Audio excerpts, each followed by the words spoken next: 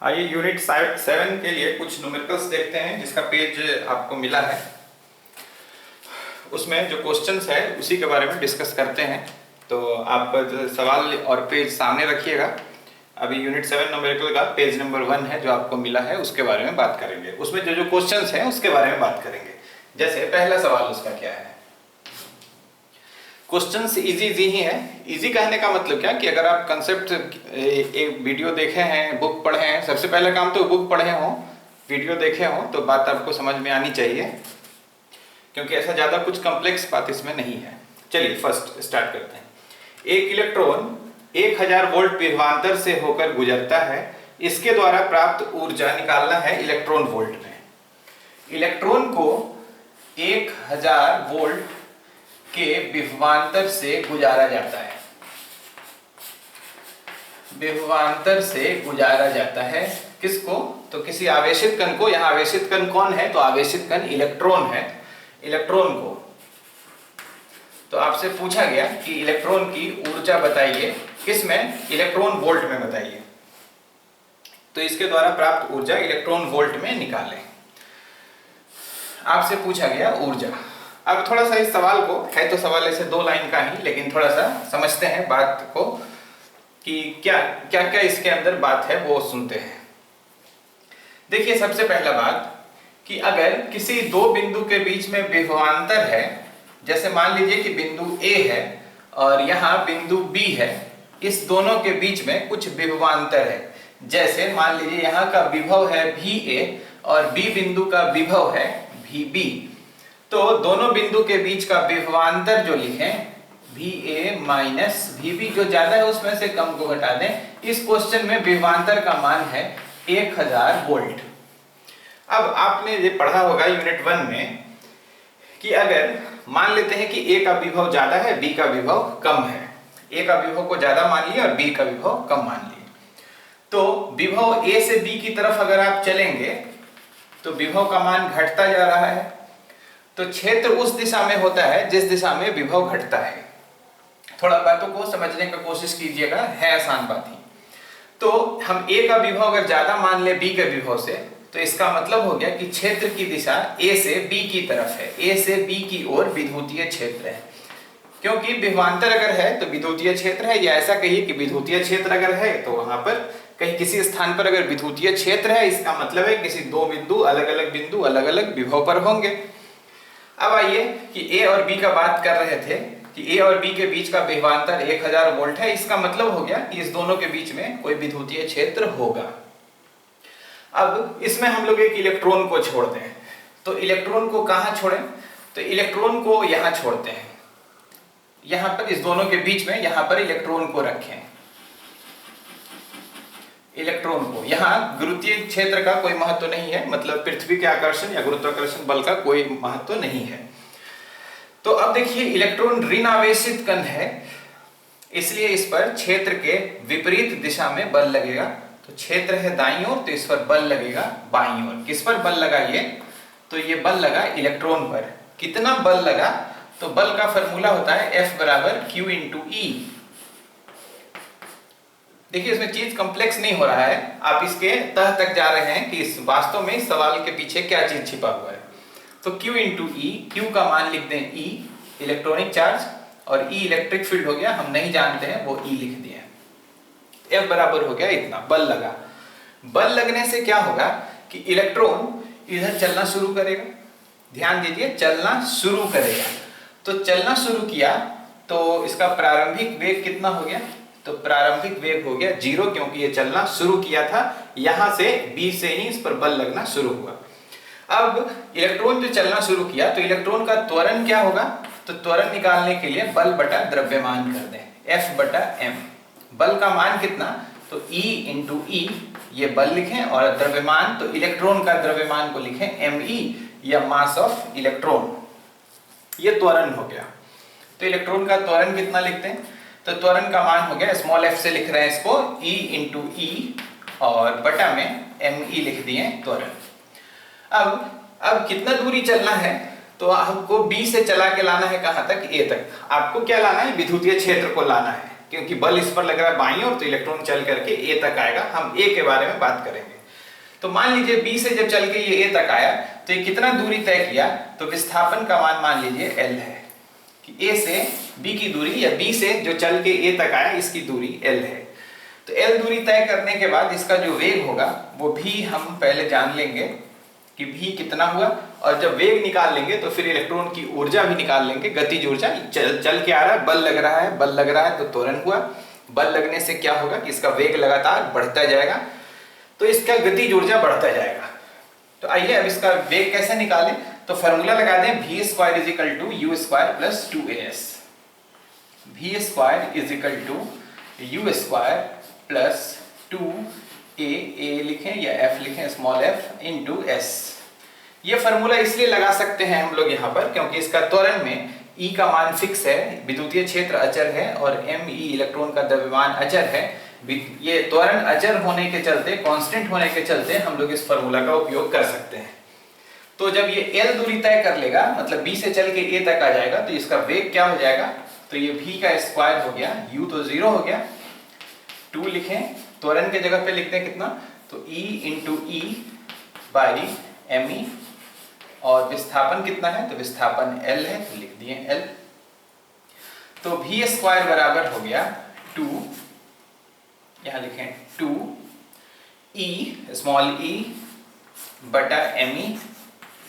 E into L को क्या लिखें, तो देखिए विभव और क्षेत्र में ये संबंध था कि E बराबर माइनस dv बटा dr, या अगर क्षेत्र अचर है तो क्षेत्र अगर अचर है तो आप सीधे समझिए कि आप लिख सकते हैं विभवांतर बराबर, डेल्टा v से लिख रहे हैं, विभवांतर बराबर क्षेत्र गुना दूरी, दोनों बिंदु के बीच की दूरी। विद्युतीय क्षेत्र और दो बिंदु के बीच की दूरी, जिसके लिए हमको क्षेत्र मालूम है, जैसे A और B के बीच क्षेत्र कितना है, तो E है, और A और B के बीच की दूरी कितनी है, तो L है। तो अगर हम क्षेत्र में दूरी से गुना कर देंगे तो हमको विभवांतर मिल जाएगा। तो यहाँ पर यही पद है कि देखिए विद्युतीय क्षेत्र है E और दूरी है L, E और L का गुणनफल क्या है, तो दोनों बिंदु के बीच का विभवांतर है, जिसको हम डेल्टा V से लिख रहे हैं यहाँ पे। ये तो इसे भी निकालना अगर रहेगा तो इसका रूट कर देंगे। अगर वेग निकालने के लिए सिर्फ पूछेगा हमसे तो अंडर रूट लिख देंगे 2e और विभवांतर लिख दिए और बटा में me को हल कर देंगे तो वेग निकल जाएगा। ध्यान दीजिए हमसे यहाँ पे ऊर्जा पूछा गया है, तो ऊर्जा निकालने के लिए क्या करते हैं, तो ऊर्जा मतलब गतिज ऊर्जा, इलेक्ट्रॉन बढ़ के आ रहा है, चल के आ रहा है, तो इसकी ऊर्जा कितनी, तो ऊर्जा गतिज ऊर्जा के रूप में होगी। तो फॉर्मूला क्या होता है गतिज ऊर्जा का, तो हाफ m और v स्क्वायर। v क्या है, तो v वेग है, m क्या है, तो m द्रव्यमान है किसका, तो जो चल के आ रहा है, कौन चल के आ रहा है, तो इलेक्ट्रॉन। तो गतिज ऊर्जा हो गया हाफ, द्रव्यमान को लिखें me, और v स्क्वायर देखिए यहाँ पे निकला हुआ ही है, तो v स्क्वायर का यही वैल्यू पुट कर देते हैं, तो लिखते हैं 2e इंटू विभवांतर को डेल्टा v और बटा में me, तो लिख दिए me कैंसिल हो गया, 2 कैंसिल हो गया, तो गतिज ऊर्जा कितनी हुई, तो E इंटू डेल्टा v। देखिए अब ये जो E इंटू डेल्टा v आया, ये है क्या चीज, तो ये E का मतलब हो गया आवेश और डेल्टा v का मतलब क्या हो गया, विभवांतर। इस प्रोसेस से हम आपको ये बनाने के लिए नहीं बोल रहे हैं क्वेश्चन में, हम ये समझने के लिए कह रहे हैं कि अगर विभवांतर, दो बिंदु के बीच विभवांतर हो और किसी आवेशित कण को अगर आप चलाते हैं तो उस पर विभवांतर होने का मतलब है कि विद्युतीय क्षेत्र है वहां पर, इसका मतलब है कि आवेशित कण पर बल लग रहा है, इसका मतलब है कि उसमें त्वरण होगा, इसका मतलब है कि उसका वेग बढ़ेगा, इसका मतलब है कि उसकी गतिज ऊर्जा बढ़ेगी। कितनी बढ़ेगी, तो लिखने के लिए यही लिखेंगे, गतिज ऊर्जा बराबर या ऊर्जा में वृद्धि बराबर कितना, तो आवेश गुना विभवांतर। तो ये फाइनल फॉर्मूला यही हुआ कि अगर Q आवेश को डेल्टा V विभवांतर से त्वरित किया जाए तो उसकी ऊर्जा कितनी होगी, तो आवेश गुना विभवांतर। तो इस सवाल को बनाते हैं कि दोनों बिंदु के बीच विभवांतर कितना, तो विभवांतर का मान 1000 वोल्ट है। आवेश कौन सा है, तो इलेक्ट्रॉन है E, तो गतिज ऊर्जा, तो आवेश गुना विभवांतर Q into delta V। E का मान 1.6 into 10 to the power -19 into विभवांतर का मान 1000 10 का पावर 3 लिख सकते हैं, ये हो गया जूल। देखिए गतिज ऊर्जा का मान हो गया 1.6 into 10 to the power -19 plus 3 मतलब -16 जूल। अब हमसे पूछा गया था इसमें कि ऊर्जा इलेक्ट्रॉन वोल्ट में बताइए, तो ऊर्जा का दोनों मात्रक यहाँ उपयोग कर सकते हैं, इलेक्ट्रॉन वोल्ट और जूल। देखिए आगे जितना सवाल बनाएंगे उसमें जब जैसे जरूरत पड़ेगा दोनों उपयोग करेंगे। तो यहाँ तो स्पष्ट लिखा है कि इलेक्ट्रॉन वोल्ट में ही निकालिए, तो हल कर सकते हैं। जरा देखिए कि एक इलेक्ट्रॉन वोल्ट बराबर, देखिए ये लिखा हुआ आवेश गुना विभवांतर, आवेश का मान ही है, विभवांतर है भी। मतलब क्या कि अगर एक इलेक्ट्रॉन को 1 वोल्ट विभवांतर से त्वरित किया जाए तो उसकी जो ऊर्जा होती है उसी को बोलते हैं इलेक्ट्रॉन वोल्ट। और 1 electron volt is equal to, तो देखिए इसको जूल में कन्वर्ट कर सकते हैं। ई का मान कितना, तो इलेक्ट्रॉनिक चार्ज का मान 1.6 10 टू द पावर -19, तो ये हो गया कूलम। और 1 वोल्ट से त्वरित करना है तो coulomb into volt, coulomb into volt हो गया। ऊर्जा का मात्रक जूल, तो 1 इलेक्ट्रॉन वोल्ट बराबर लिखते हैं 1.6 गुना 10 का पावर -19 जूल। ये तो 1 इलेक्ट्रॉन वोल्ट को जूल में कन्वर्ट किए। अगर इसका उल्टा हो जाए कि पूछा जाए कि 1 जूल में कितना इलेक्ट्रॉन वोल्ट, तो सिंपल बात है कि 1 electron volt is equal to 1.6 into 10 to the power -19 joule. इसलिए 1 जूल बराबर कितना, तो जूल को इलेक्ट्रॉन वोल्ट में बदलने के लिए 1.6 इंटू 10 टू द पावर -19 से डिवाइड करते हैं, भाग दे देते हैं। तो 1 जूल बराबर कितना, तो 1/1.6 गुना 10 का पावर -19 इलेक्ट्रॉन वोल्ट। तो यहाँ पर इलेक्ट्रॉन वोल्ट में बदलने के लिए 1.6 into 10 to the power -16 by 1.6 into 10 to the power -19 से भाग दे दिए, तो जूल बदल गया किसमें, तो जूल बदल गया इलेक्ट्रॉन वोल्ट में। अब सॉल्व कर दें, 1.6 कैंसिल हो गया, ये -16 और ये ऊपर गया तो +19, -16 + 19 इलेक्ट्रॉन वोल्ट, मतलब 10 का power 3 electron volt, 1000 electron volt हुआ। ये क्वेश्चन नंबर 1 था। क्वेश्चन नंबर 2, यदि एक इलेक्ट्रॉन की ऊर्जा 728 इलेक्ट्रॉन वोल्ट हो तो इसका वेग निकालिए। इलेक्ट्रॉन की ऊर्जा मालूम है और आपसे पूछा गया है इसका वेग बताइए। चलिए क्वेश्चन नंबर 2, इलेक्ट्रॉन की ऊर्जा कितनी है, तो इलेक्ट्रॉन की ऊर्जा लिखा गया है, ऊर्जा मतलब इलेक्ट्रॉन की ऊर्जा सामान्यतः गतिज ऊर्जा के पद में ही लिखते हैं, तो इलेक्ट्रॉन की ऊर्जा को U या K लिख सकते हैं। कितना, 728 इलेक्ट्रॉन वोल्ट है।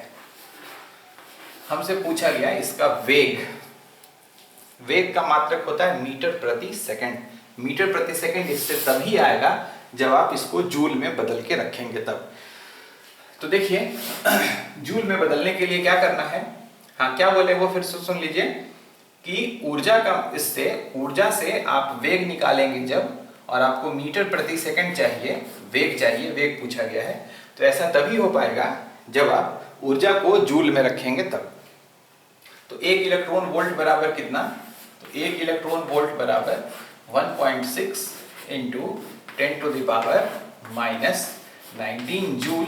तो पहले इसकी ऊर्जा को जूल में चेंज कर लें, 728 इलेक्ट्रॉन वोल्ट का मतलब हो गया 728 1.6 10 टू द पावर -19 जूल। अब वेग पूछता है तो गतिज ऊर्जा का फॉर्मूला क्या है, तो गतिज ऊर्जा K = ½ mv², m into v का स्क्वायर, m द्रव्यमान है और v वेग है। अब कुछ नहीं, हल कर देंगे, K का मान रख देंगे 728 into 1.6 10 to the power -19 is equal to half m का मान, तो m क्या है, तो इलेक्ट्रॉन का द्रव्यमान है, इलेक्ट्रॉन का द्रव्यमान 9.11 into 10 to the power -31 kilogram into v का स्क्वायर। अब आप v निकाल लेंगे तो v का स्क्वायर निकलेगा, फिर v का रूट कर लेंगे, तो इससे v को हल करके निकाला जा सकता है, इलेक्ट्रॉन का वेग निकल जाएगा। आइए क्वेश्चन नंबर 3 देखते हैं। एक इलेक्ट्रॉन 4 गुना 10 का पावर 7 मीटर प्रति सेकंड के वेग से चल रहा है। क्वेश्चन नंबर 3, इलेक्ट्रॉन का वेग कितना है, तो वेग लिखा हुआ है 4 गुना 10 का power 4 into 10 to the power 7 metre प्रति सेकंड के वेग से गतिमान है। इसकी ऊर्जा इलेक्ट्रॉन वोल्ट में निकालिए। आपसे पूछा गया है इसकी ऊर्जा निकालिए। तो इलेक्ट्रॉन गतिशील है तो इसकी ऊर्जा तो हाफ एम वी स्क्वायर कर देने से निकल जाएगा। तो गतिज ऊर्जा कितनी, तो हाफ एम और वी स्क्वायर। ध्यान दीजिए एम वी स्क्वायर जब आप करेंगे तो ऊर्जा जो प्राप्त होगा वो जूल में प्राप्त होगा। देखिए तो जूल कहते किसको हैं, जब k बराबर लिखते हैं आप हाफ एम वी स्क्वायर, मात्रक में ऐसा पढ़े थे, तो मात्रक अगर लिखें तो 1/2 तो संख्यात्मक मान है। ये हम जूल के बारे में बात कर रहे हैं, जूल और मीटर प्रति सेकंड के बारे में। मात्रक के पद में अभी इसको हम आपको समझा रहे हैं, मात्रक के टर्म में इसको समझा रहे हैं। तो 1/2 तो न्यूमेरिकल वैल्यू है, इसका कोई यूनिट नहीं है। m का यूनिट द्रव्यमान का मात्रक किलोग्राम और वेग का मात्रक होता है मीटर प्रति सेकंड का स्क्वायर। तो ये किलोग्राम मीटर स्क्वायर प्रति सेकंड स्क्वायर, इसी को बोलते हैं जूल। हम आपको ये समझाना चाह रहे हैं कि अगर आप वेग दिया हुआ है मीटर प्रति सेकंड में, तो k बराबर जो हाफ एम वी स्क्वायर लिखेंगे उससे क्या मिलेगा, तो m का मान देंगे आप किलोग्राम में और v का मान देंगे आप मीटर प्रति सेकंड में, तो आपको यही मात्रक में प्राप्त होगा। तो ये मात्रक को हम लोग क्या बोलते हैं, जूल। तो कहने का अर्थ ये हुआ कि अगर ऐसा वैल्यू आप पुट करेंगे यहाँ पर m को किलोग्राम में और v को मीटर प्रति सेकंड में, तो जो मात्रक आपको प्राप्त होगा वो होगा जूल में प्राप्त होगा, इलेक्ट्रॉन वोल्ट में प्राप्त नहीं होगा। फिर इलेक्ट्रॉन वोल्ट में इसको कन्वर्ट कर सकते हैं। तो हाफ m का मान कितना, तो m का मान 9.11 इंटू 10⁻³ इंटू v का मान कितना, तो वेग का है 4 × 10⁻7 का स्क्वायर कर देंगे। ये जो मिलेगा वो जूल में। और हमसे पूछा गया है कि इसको चेंज कर लीजिए किसमें, इसकी ऊर्जा इलेक्ट्रॉन वोल्ट में निकालिए। तो जूल मिल गया आपको। अब आप जानते हैं कि जूल को इलेक्ट्रॉन वोल्ट में कैसे बदलना है। तो जूल को इलेक्ट्रॉन वोल्ट में बदलने के लिए क्या करना है, तो 1.6 इंटू 10⁻⁻19 से डिवाइड करना है। ये रिलेशन याद रखिएगा, तो फिर जिसको जिसमें कन्वर्ट करने के लिए कहेगा वो कर लेंगे। क्या रिलेशन है, 1 इलेक्ट्रॉन वोल्ट। याद भी क्या रखना है इसमें, तो खाली ध्यान देना है। E का मान कितना, तो 1.6 इंटू 10⁻⁻19 इतना कुलम्ब इंटू वोल्ट होता है जूल। बस इसी रिलेशन का उपयोग करेंगे। अगर इलेक्ट्रॉन वोल्ट को जूल में बदलना रहेगा तो इससे गुना कर देंगे।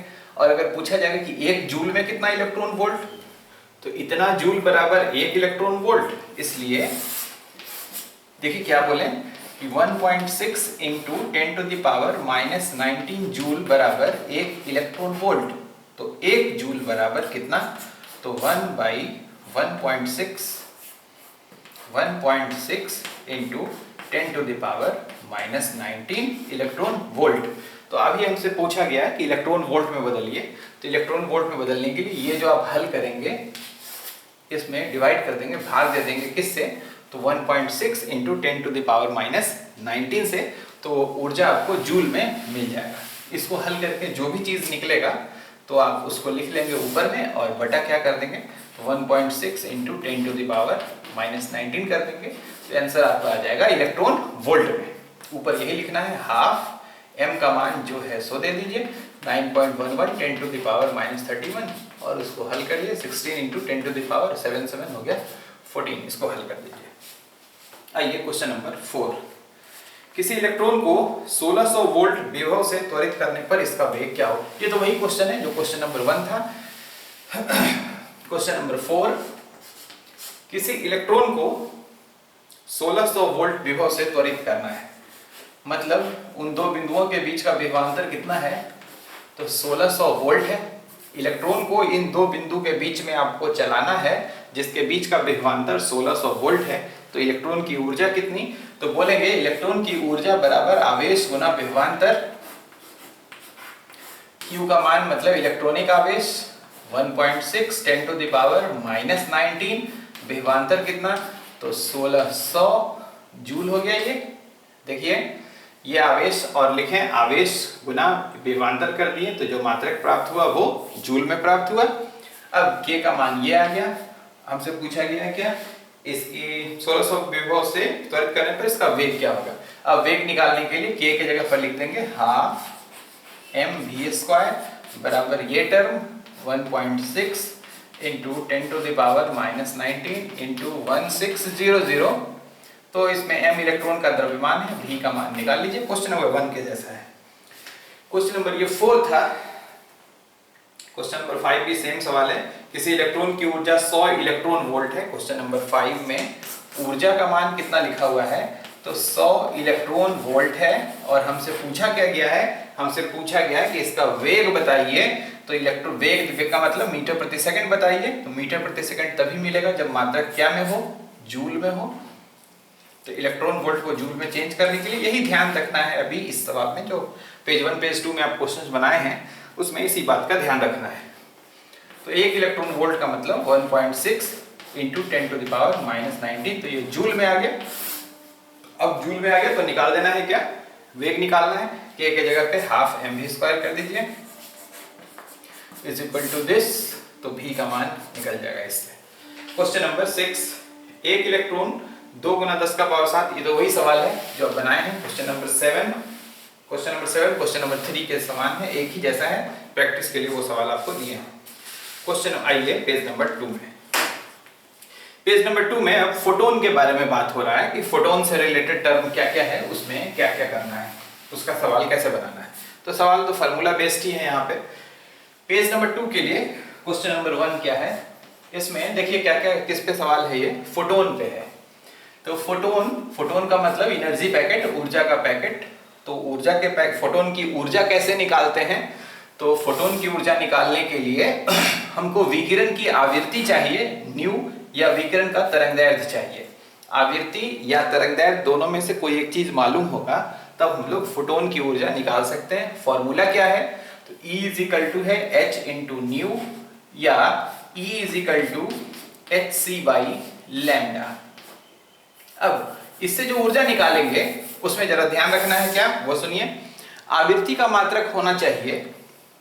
आवृत्ति जो दिया रहेगा वो हर्ट्ज में रहेगा। जैसे 10 टू द पावर 14 हर्ट्ज, या चक्कर प्रति सेकंड, उसी को साइकिल पर सेकंड को ही बोलते हैं हर्ट्ज। और लैम्डा का मात्रक तो अंडरस्टूड है। तो लैम्डा का मात्रक होना चाहिए मीटर में। और h के बारे में सुनिए। h का 2 मात्रक लिखते हैं। एक मात्रक तो लिख रहे हैं 6.62, प्लांक नियतांक बोलते हैं h को। तो h का मान सुनिए 6.62 into 10 to the power minus 34। अगर ये अंक रखते हैं तो ये होता है जूल सेकंड, इसका मात्रक है। अगर h का मान आप ये लेंगे, ये यहाँ पुट कर देंगे, तो आपका जो आंसर निकलेगा, तो आंसर जो निकलेगा वो जूल में निकलेगा। मतलब अगर h का मान 6.62 into 10 to the power minus 34 लेते हैं और आवृत्ति का मात्रक हर्ट्ज लेंगे तो आंसर आपका आएगा किसमें, जूल में। एक और मात्रक इलेक्ट्रॉन वोल्ट में भी ऊर्जा आप सीधे निकाल सकते हैं। तो h को इलेक्ट्रॉन वोल्ट के पद में भी लिखते हैं। कैसे, तो फिर यहाँ कोई नया बात नहीं हुआ। जूल को इलेक्ट्रॉन वोल्ट में कन्वर्ट कर सकते हैं। तो जूल को इलेक्ट्रॉन वोल्ट में कैसे बदलते हैं, तो जूल को इलेक्ट्रॉन वोल्ट में बदलने के लिए 1.6 into 10 to the power minus 19 से भाग दे देते हैं। तो ये बदल गया इलेक्ट्रॉन वोल्ट सेकंड में। इसको सॉल्व कर लेंगे तो ये आएगा। इसका देखिए 16 गुना 4 4.12 आना चाहिए into 10 to the power minus 34, और नीचे से ऊपर गया तो प्लस 19 हो गया। तो ये हो गया h का एक और मान 4.12 into 10 to the power minus, ये हो गया 5, और यहाँ हो गया 1 माइनस 15 इलेक्ट्रॉन वोल्ट सेकंड। अगर आप h का ये मान लेते हैं, ये नीचे दिखना चाहिए 4.12, देखिए 4.12 into 10 to the power minus 15 लेते हैं अगर आप, तो ये आंसर आएगा आपका किसमें, ये आएगा इलेक्ट्रॉन वोल्ट में। तो h का मात्रक पे ध्यान रखिएगा कि आपको इलेक्ट्रॉन वोल्ट में चाहिए या जूल में ऊर्जा चाहिए। अगर जूल में ऊर्जा चाहिए तो एक बार में आप ऐसा कर सकते हैं ये मान, और अगर इलेक्ट्रॉन वोल्ट में चाहिए तो h का मान 4.12 into 10 to the power minus 15 put कर सकते हैं। यहाँ लिख देते हैं, ऊपर में, नीचे नहीं दिख रहा है। h is equal to 4.12 into 10 to the power minus 15 electron volt second put करेंगे तो फोटोन की ऊर्जा इलेक्ट्रॉन वोल्ट में प्राप्त होगी। और अगर h का मान आप 6.62 इंटू 10⁻⁻34 पुट करेंगे तो आपको फोटोन की ऊर्जा जूल में मिलेगी। ऐसे दोनों बात एक ही है। आगे सवाल देखिए, मतलब आप समझ जाएंगे एक दो सवाल से। पहला नंबर है, एक फोटोन का तरंगदैर्घ्य 400 नैनोमीटर है तो इसकी ऊर्जा इलेक्ट्रॉन वोल्ट में निकालें। फोटोन का तरंगदैर्घ्य दिया हुआ है कितना, तो 400 नैनोमीटर, 400 नैनोमीटर है, और आपसे पूछता है कि इस फोटोन की ऊर्जा निकालिए। तो लैम्डा अगर मालूम है, दो ही फॉर्मूला तो है फोटोन की ऊर्जा के लिए, E बराबर hc बाई लैम्डा, या E अगर आवृत्ति मालूम रहेगा तो E बराबर h इंटू न्यू। तो लिखते हैं formula, E is equal to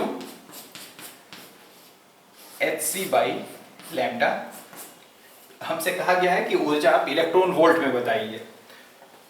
तो देखिए समझिएगा बात को, अगर आप h का मान ये पुट कर देते हैं तो और फिर ज्यादा कुछ करने का जरूरत नहीं, सिर्फ हल कर देंगे, आंसर इलेक्ट्रॉन वोल्ट में निकल जाएगा। देखिए 4.12 इंटू 10⁻⁻15, c का प्रकाश का वेग है 3 × 10⁸, और लैम्डा दिया हुआ 400 नैनोमीटर, नैनोमीटर को मीटर में चेंज कर लेंगे, 1 नैनोमीटर, नैनो का मतलब 10⁻⁹, तो 400 इंटू 10⁻⁹, h का मान हमने इलेक्ट्रॉन वोल्ट वाला चूज किया है, तो इसका जो आंसर आएगा वो इलेक्ट्रॉन वोल्ट में सीधे आ जाएगा। तो इसको हल कर देंगे, इलेक्ट्रॉन वोल्ट में निकल गया।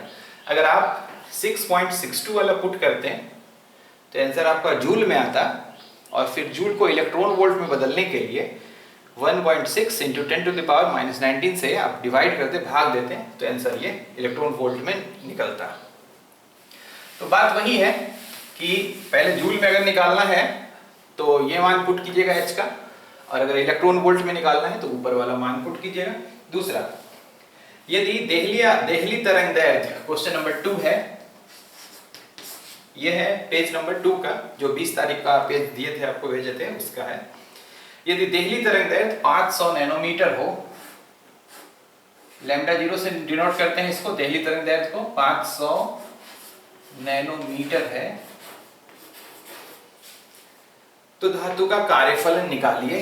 कार्यफलन को डिनोट करते हैं फाई से, फाई क्या है वो बताइए। देखिए कार्यफलन एक बार बोलते हैं क्या होता है, देहली तरंगदैर्घ्य क्या होता है वो देखिए।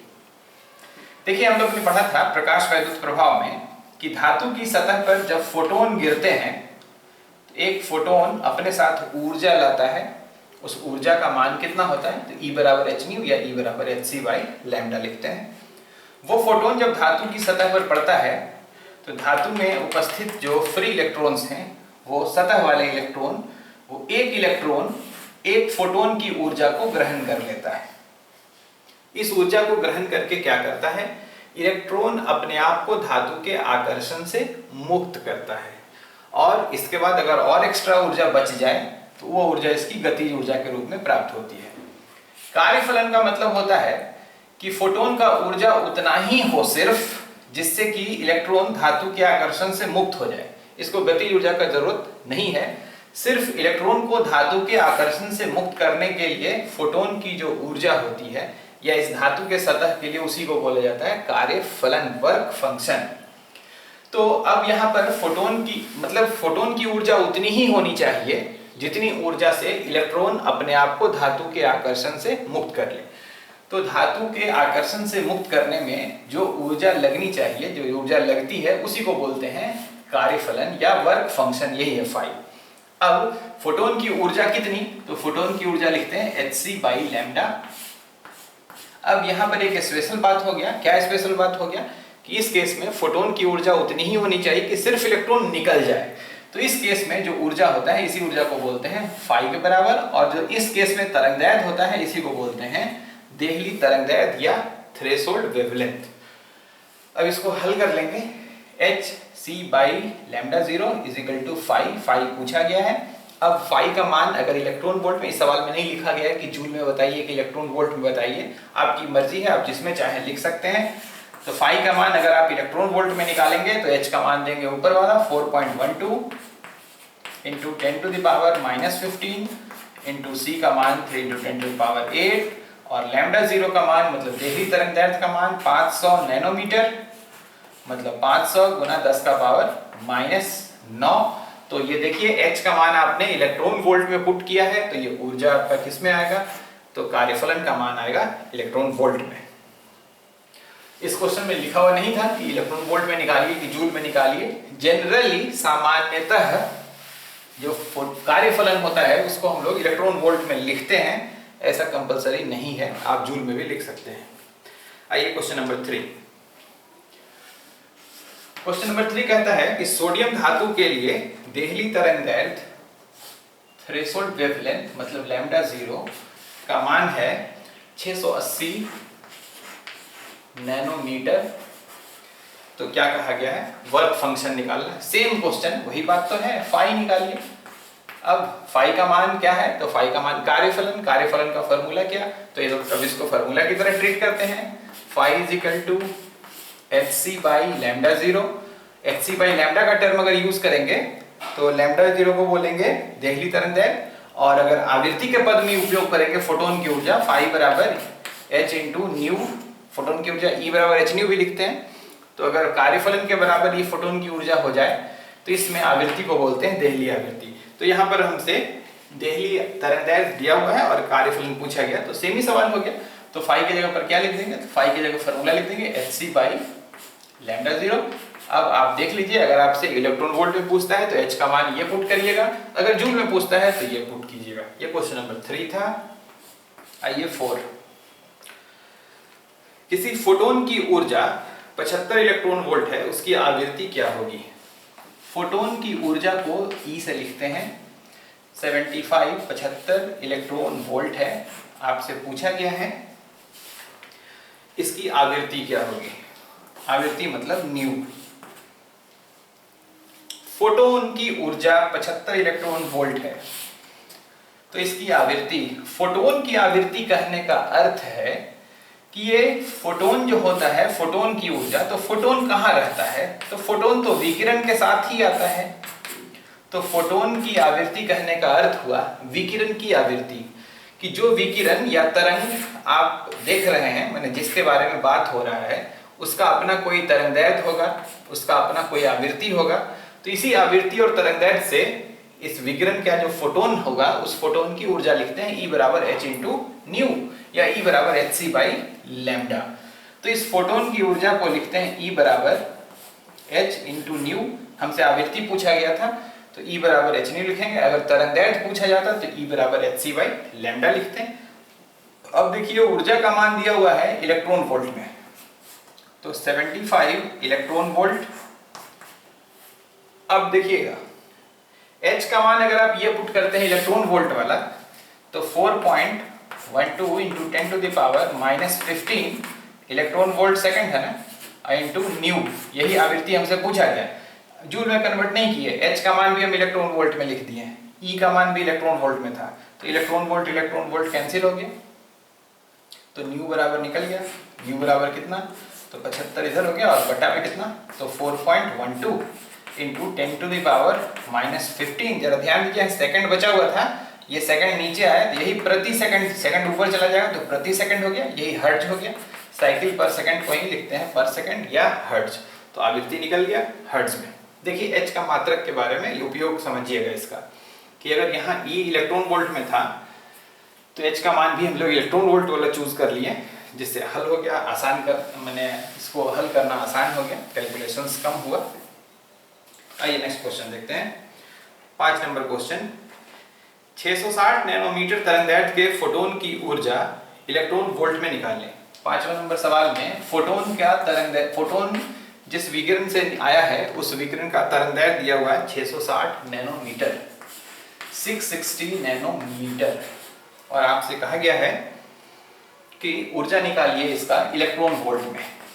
तो फोटोन की ऊर्जा का फॉर्मूला लगा देंगे, E बराबर hc बाई लैम्डा।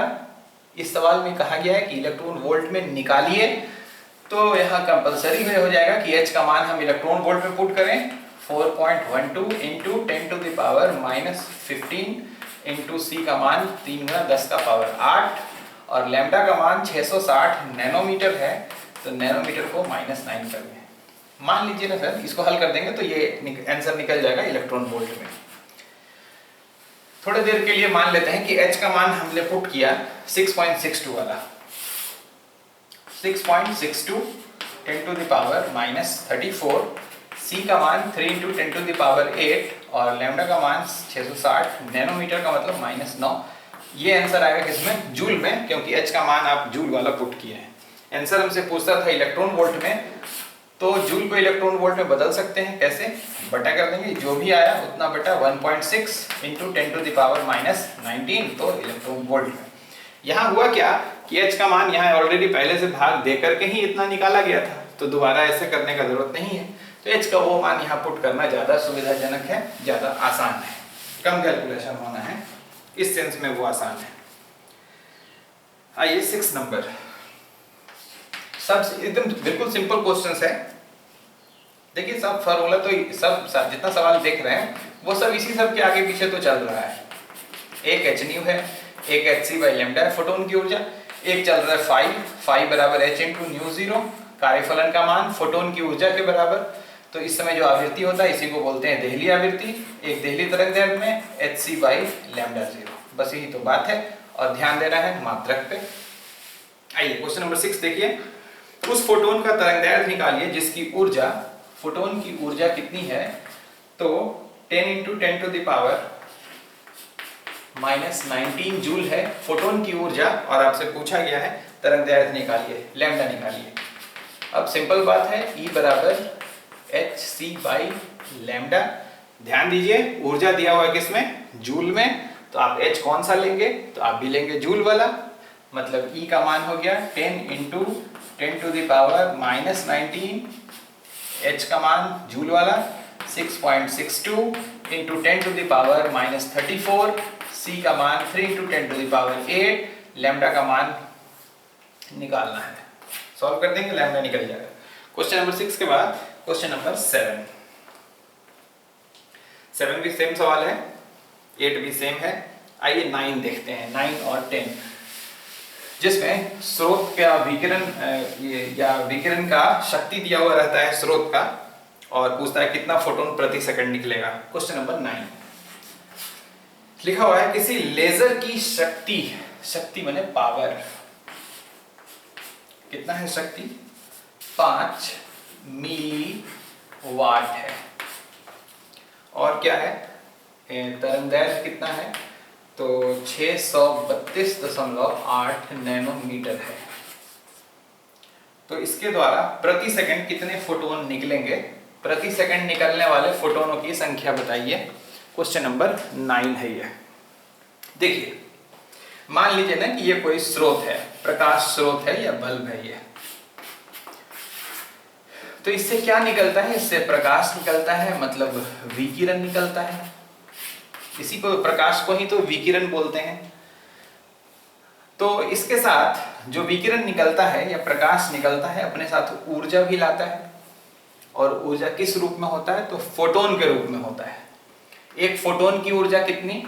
तो एक फोटोन की ऊर्जा को लिखते हैं E बराबर h न्यू या E बराबर hc/λ, जहां न्यू क्या है?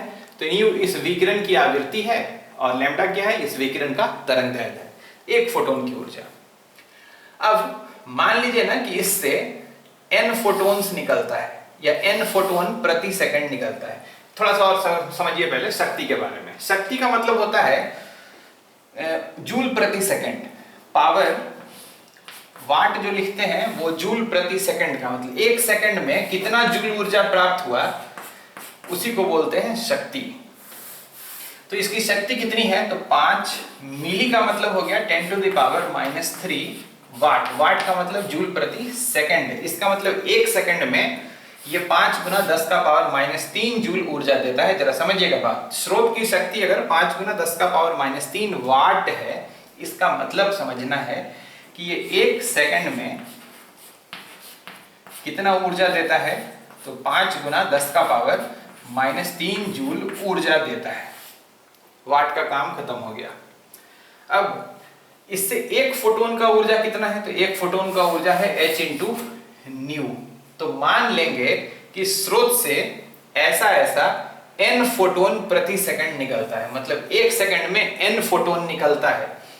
तो एक फोटोन की ऊर्जा कितनी, तो h न्यू या hc बाई लैम्डा, यहाँ लैम्डा दिया हुआ तो लैम्डा वाला उपयोग करेंगे। तो एक फोटोन की ऊर्जा कितनी, तो एक फोटोन की ऊर्जा hc बाई लैम्डा, जिसको हम लोग e से डिनोट करते हैं। और आपने क्या माना है कि आपने माना है कि प्रति सेकंड मतलब एक सेकंड में कितना फोटोन निकलता है, तो n फोटोन निकलता है।